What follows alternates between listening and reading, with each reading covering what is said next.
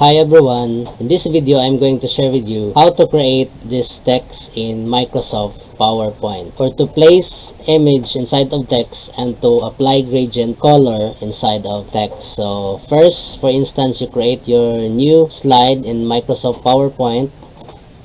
Click new. For instance, you remove this one by simply selecting, then press delete. Okay, so to insert text, click insert, shapes, then click text box, then draw the box, then type the word.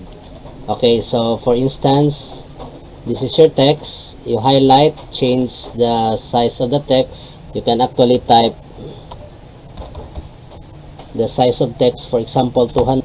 Okay, so highlight, change the font size, font style. Okay, for example this one, then you drag up. To put a picture inside of text, you just simply highlight the text, then click format, click this text fill arrow, then select or click gradient, then select more gradient. Okay, so here in this window, you select gradient fill, this one, and then now you can change, you can remove one of the color, you can also add, you can remove gradient stop. Okay, so for example, you want to change color, you can select one of the gradient stop and then choose a color here. For example, you want to change it to red.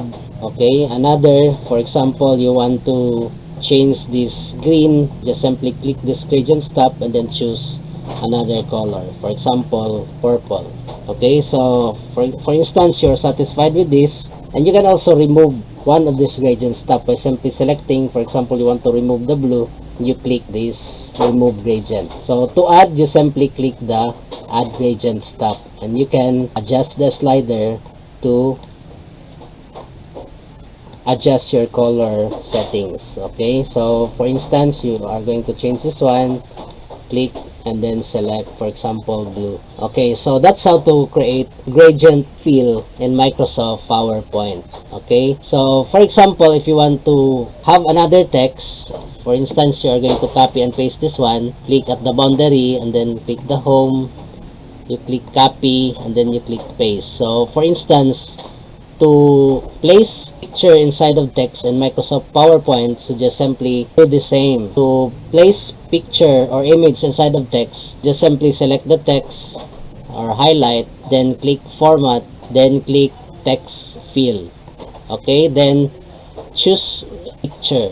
Okay, so this time you select a picture from a file, click this one.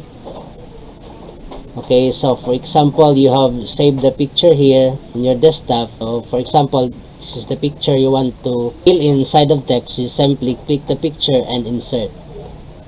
Okay, so that's how to insert picture inside of text. And you can now apply, you can highlight, you can now apply text outline. Okay, so you can change the weight or the thickness of the line. You can change the color of the text outline.